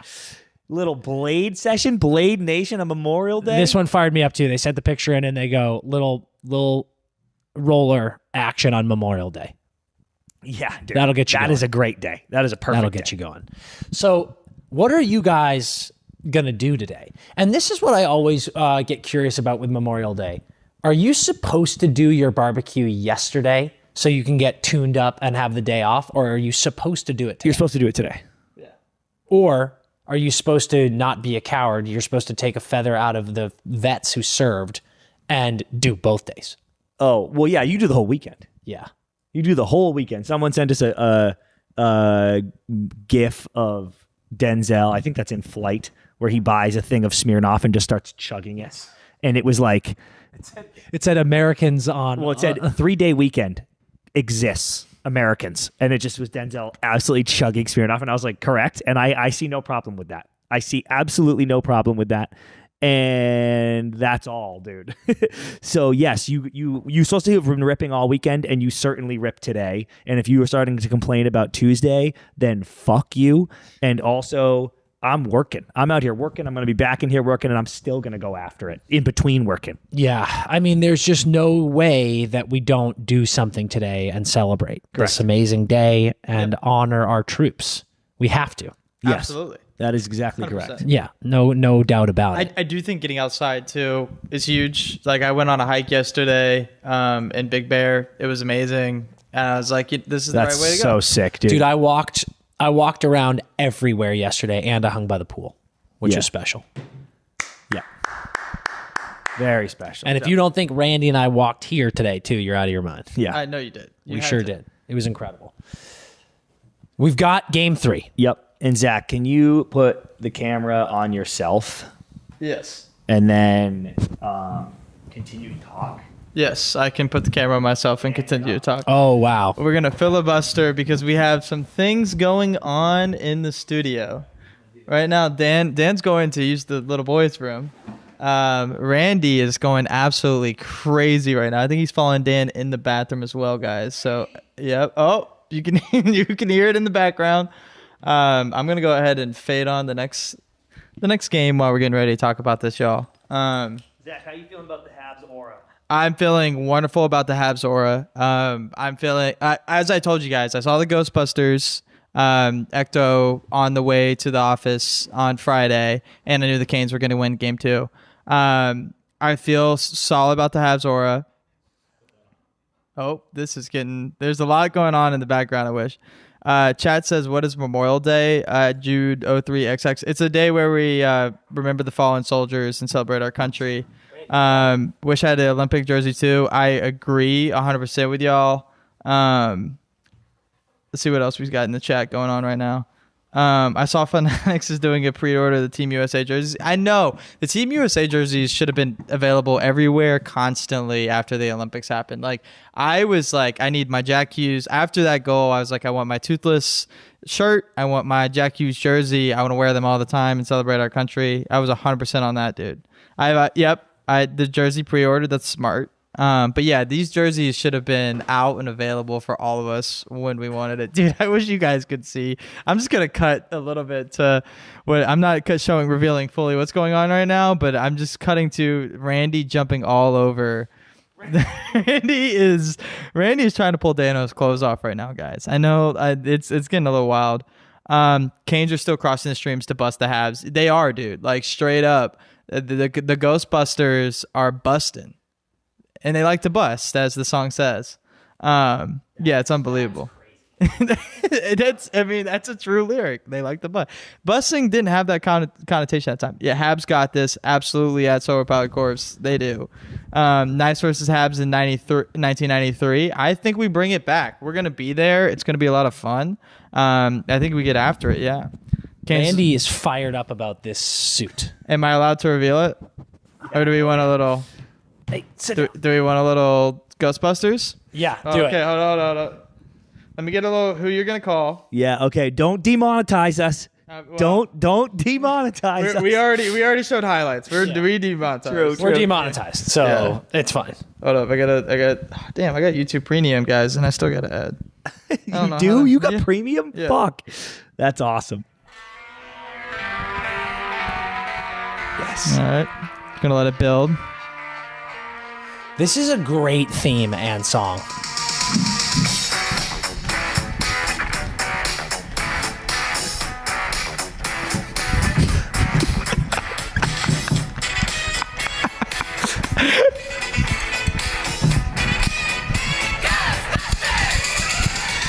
Something strange. All right, God, yes. Let's go. Listen, Randy, don't settle get down. Too fired up. Don't get too fired up. So I said this on the story yesterday. I don't think the ghosts have been busted. Are you sure? I do believe the ghosts have been acknowledged. Okay. Here's the thing, Dan. They have been acknowledged. They were nearly not busted in a bad way. They were nearly fucking slimed to death. Because I'll tell you what, if the Habs got fucking 10 shots and won that game in overtime, the Canes, I would have legitimately recommended the Canes didn't travel to Montreal and just got an extra rest for summer. Yeah. I would have recommended they just stay home and say this series is over in 2, let Vegas sweep, and we'll just move on to the finals. That's how close they were to not busting the Ghosts. Correct. The fact that they were acknowledged, you saw it from the admin. Yep. They talked about it. They've got an Etsy witch situation going on. They knew that they had to exorcise demons. Correct. They had to cross streams. And you know what I think was a big factor of this being for sure? The fact that signing of the summer, new team addition, friend of the program, Nikolai Ehlers is the reason they won. I had said a few eps ago, I'm not saying... I can't begin to say how creepy those white gloves are on you. White gloves in general, I think, are the creepiest fucking shit in the world. Dude, and just to be clear for everyone back home, everyone listening at home, I tried to get a fully inflatable Stay Puft, man, that I was going to sit in. Was it too expensive? It wouldn't deliver in time. And so I could get this. And I'll tell you this. This is a promise right now to the listeners. If the Carolina Hurricanes win this series, we will get that. Yep. And I will bust you. Yeah. You bust me, dude. I will bust you somehow. Yep. We'll figure out what that looks like. Yep. But that will, and it will be an ordeal. I wanted to be sitting here in a fully inflatable Stay Puft suit that you could have. You know how people, have you ever seen people like they fart in the vent? Yeah. And then I suffocate? Yeah. That could have happened. Yeah. Also, well, actually, it doesn't matter. I'll deal with that later. Keep talking. This is an important thing. Luckily, Dan, the Ghosts certainly were acknowledged, but I'm telling you, they were busted. They were busted. I'm not saying that means they win the series, but I am saying that now it is a series. I don't believe at all that this is going to be now a 5-1 Habs win. It could be, but I just don't believe that because I do believe that it was busted. The Habs don't shoot, Dan. They don't shoot the puck. It's one of the craziest things I've ever seen. I've never seen a playoffs team get so few shots in playoff games that they are in, that they are competitive in, that they either win or lose in overtime. It's mind-blowing.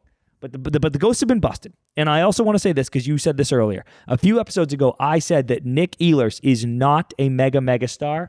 I'm not arguing that, but I am arguing he is enough of a difference maker to change what the fabric of this Canes team. And that has never been on more display than it was in Game 2, especially on his first goal of the night, which was fucking putrid. His first goal made me leap out of my seat. It did. It was I unbelievable. Was right next to you. Listen, man, Ghosts have been acknowledged. That I look at it one of two ways. One, we had another fucking insane Montreal Canadiens performance where they only had 12 shots on net. I've never seen anything like it. In a game that went into OT. Yep. Ridiculous. And I just said it went into OT. If you're Montreal, you feel pretty great that you only had 12 shots and that game had to go to OT. In Carolina, too. Yes. So, like, you're kind of laughing. Yeah, weirdly, Now, both teams feel good, right? Yes. The flip side of that, the Carolina spin zone is you have all the demons, you have all the ghosts, you lost game 1 in epic fashion. Mm-hmm. This was always going to be a battle because even if you guys get the rust off, even if you get in the right mentality, all the Momo that Montreal has is going to be hard to get past. This game, you kind of went into being like, this one's going to be a grind. We just have to get a win. And you did get a win. So the spin zone for Carolina is you go, we got the win, dude. Like, we got a win. And we played great. We got a all win over them. at home in the fucking Eastern Conference Final. That's all that fucking matters. Now we're back on track. That is the spin zone. Yep. Whose spin zone is going to come out here on top in Game 3 is the question. Yep. Yeah, right. Whose spins is going to come on top? Bell Center, different animal. Montreal, though, sneaky. Hasn't been that good at home. Lost a pivotal Game 6 to Tampa with chance to close that out. Lost at home. Lost a bunch of them to Buffalo. I think a Game 6 to Buffalo. Is that right? Yeah, they did, didn't they? Didn't they lose Game 6 with a chance to close out both those series? Yes, I think so. Yes. So they haven't been that good. We keep being like, the Bell Center's the best barn in the league and the fans are amazing. All true things. Yeah. But the Habs themselves have not played that well at home. Yeah. So this isn't like, oh, now Montreal goes home and it's easy money. They're going to win 2 and now it's 3-1. Incorrect. You have to take care of your shit. Carolina knows this fact. They're going, we're fine. We just smothered this team for 5 straight periods, I would say. Not smothered in game 1, but periods 2 and 3 were completely fine. And then game 2, you smothered them the whole day. So you go, we are completely fine. Our game travels. Our game translates to the road. It's all good. No worries. I go back to the big concern for the Canes, in the same way the Avs are battling, is the Dobesh thing. You just go, we haven't really gotten to Dobesh at all. It does feel like we need to win these games 2-1, 3-2 at most, where I'm like, holy shit. And that's a lot of pressure. Freddie's been amazing and played, we had talked about this during the game. This was one where I go, Freddie's save percentage is horrible, but it's not really his fault.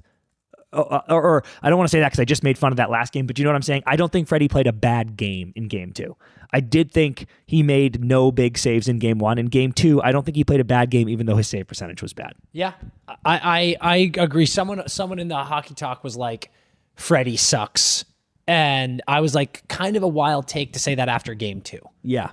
Because one goal was an insane tip in that no one could save. Mm-hmm. And the second was a garbage goal that was sitting in between the feet of 1,000 players. No, the goalie couldn't see it, and it was just a bang bang. Mm-hmm. So I'm like, that wasn't on him at all. Yep. It does suck when they have 12 shots and you give up 2 of them. Yeah. Fucking goddamn. I've been talking about Dobesh a lot these playoffs, and I've made a couple of comparisons. I've got the new comparison. Okay, good. And this is the one. Are you ready? Uh-huh. Dobesh gives off Binnington vibes. Ooh, interesting. Big time Binnington vibes. Yeah, he kind of does. I could play 40 more. Yep. And I don't know if I look fucking nervous. I don't know if you saw his quote after this one, but he was like, I got to be better for my guys. That is such a fucking dog quote, dude. Yeah, it is. Like, you give up 2 goals in regulation and then an OT winner that's a sick fucking shot. Yeah. And if like all of Carolina's goals were like really, I mean, I don't put any of those on Dobesh either. He's mad about the Ehlers one because it just slides 5-hole on the ice, but it was just such a sick play. It was just such a sick play. Yeah. So he is giving off big time aura on the aura team. And he kind of has that dog mentality that Binner has. Big game vibe. I like that a lot. Okay. Yeah, it's interesting. So for me, dude, the Canes, actually, I mean, Montreal just has aura swag pumping through their veins, Yep. So they don't give a fuck, Zach. Like, basically what I'm trying to say is the Canes are going, we feel good because of blank, blank, and blank. I don't think the Habs are thinking or feeling anything. Yeah. They just show up to the rink and go, what? Yeah. Yep. I don't think anything's on their mind. Yeah. Yep. Like, they don't even know what day it is, what year it is, what month it is, what round it is. They're just like this, what, dude, do we have a game today? And they go, yes. Yeah, go. I think that's true. And I think because of that, you need to take advantage of this opportunity if you're Carolina. That's what I'm saying, dude. This is crazy for Randy. If you can take advantage of this as Carolina, that's huge. Yep. Because you need to look at, we're in the Bell Center. They have not lost 2 games in a row all playoffs. Everyone's talking shit about That's actually such a good call. Being Eastern Conference Final chokers. Mm-hmm. We played 2 terrible teams. We're not even that good of a team. Blah, blah, blah, blah, blah. I believe with the aura, if Carolina can win tonight, if they can figure out a way to win tonight, they will, for the first time all playoffs, sow a little bit of doubt. Yep. A little bit of fear into Montreal, because they'll go, now everyone starts talking and they go, whoa, Montreal loses 2 in a row for the first time. Yep. Everyone was like, Carolina, they suck. They're going to get swept. They're going to get gentlemen swept. Now that's off the table. Yep. And now you are back in the driver's seat, having just won a game in Montreal. Not completely.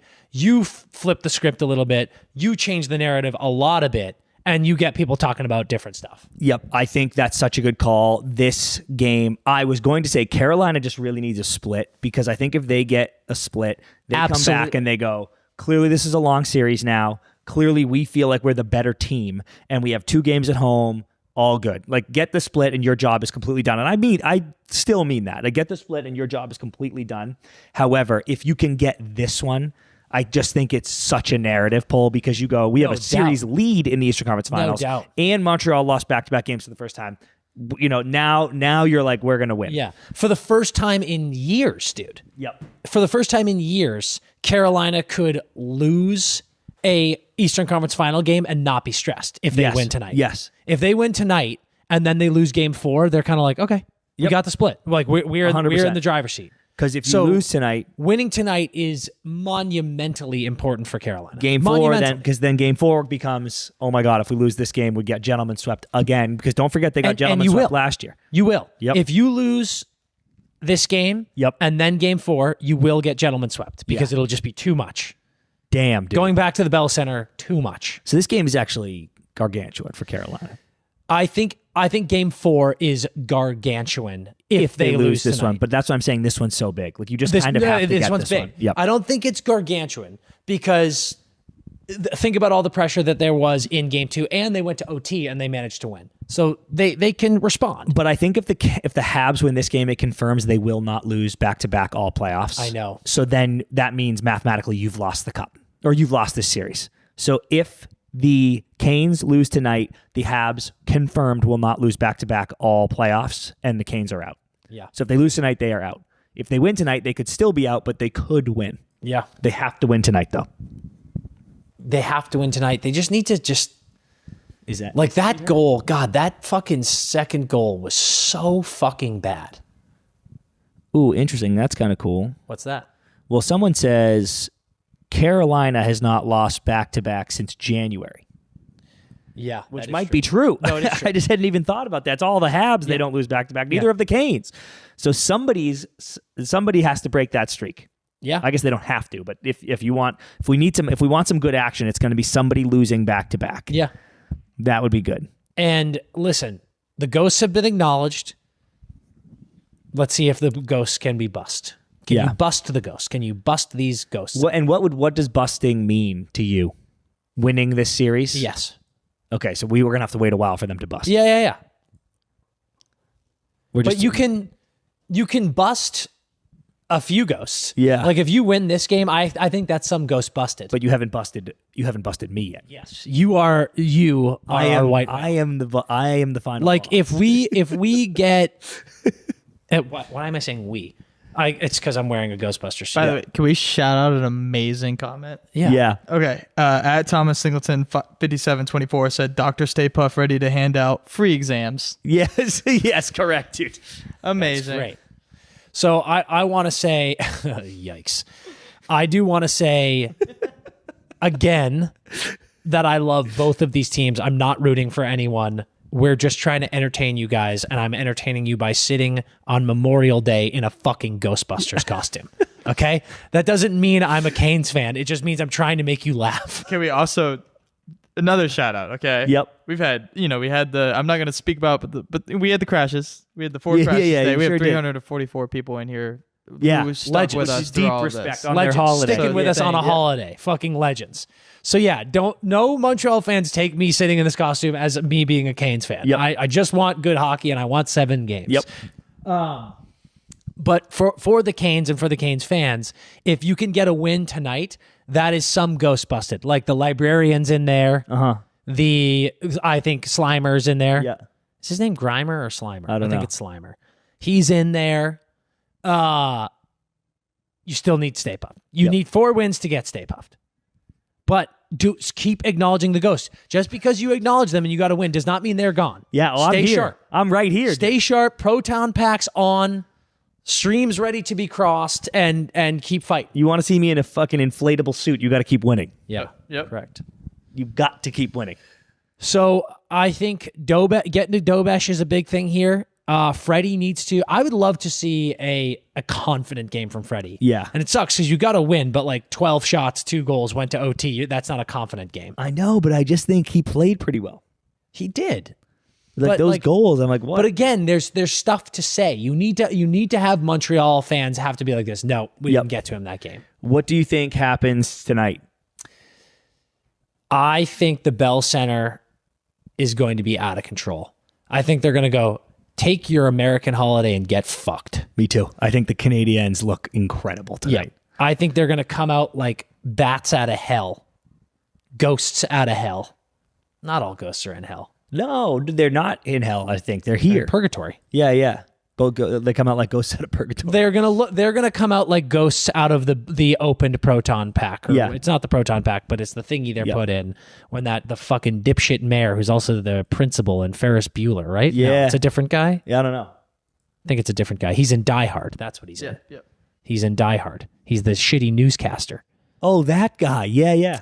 And they make them open up the thingy and all the ghosts come pouring out. That's how the Habs are going to come out tonight. Wow. So you better be ready with your So it's packs. first period, right? And Buffalo Sabres, even though they never fucking capitalized on this, they did a really good job of scoring early Bell Center goals. Yeah. To do everything they could to take the crowd out of it. Carolina looking to go early. I also think it's high time for Sebastian Aho to do something. Yep.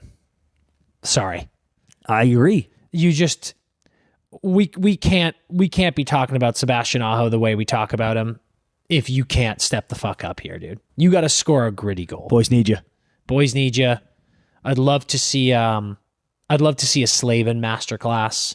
I'd love to see Cole Caulfield. People were talking shit. They were like, Mr. Saturday Night, nothing. I'd love to see him shove it up people's hoop. Yeah. I'd love to see Cole get He's up. an American. He knows it's a day off. Yeah. Oh, dude.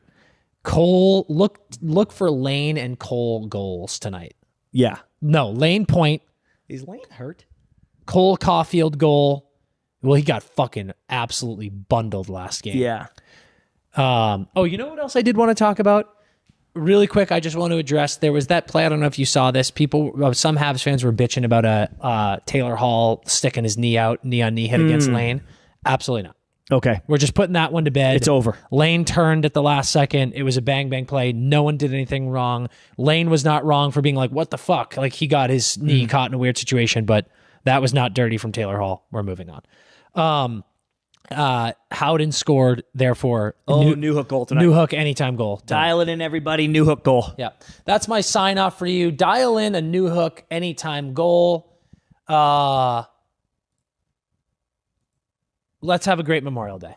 Hey, we have to be right back in here in about 5 hours to start recording again. So you got 5 hours to fucking get nuts, everybody. What time's the game on? 5. Oh. I'm not watching the game here. We said we were eating dogs and watching the game here. No chance, dude. Okay, maybe I'll do that. Did you wear the Ghostbusters costume all day? Yeah, you can't take that off, unfortunately. Yeah. Oh, yeah. I'll be watching the game in this. Yeah. we busted the internet ghost. For sure. For sure. Let's get weird, dude. I'm about to go potty. Yeah, let's go enjoy. I'm going to go to the gym. And salute our troops. Yeah. But then I'll party. No, he won't. 100% he will not. I don't have to drink to party. Yes, you do. That's what partying is. No, I can do other things. No. I'll fucking hammer dues. It's ridiculous. It'll be great. Everyone in the chat, thank you for bearing with us today. All those crashes, that was insane, but that's what makes it worth it. Great stuff. Let's enjoy Memorial Day. On a serious note, shout out and so much love to all the troops who let us have this amazing country and have this day to honor you. It's amazing. We love all of you. Let's celebrate this day. Let's have a great time, and let's watch some hockey later and have some fun. See you later tonight.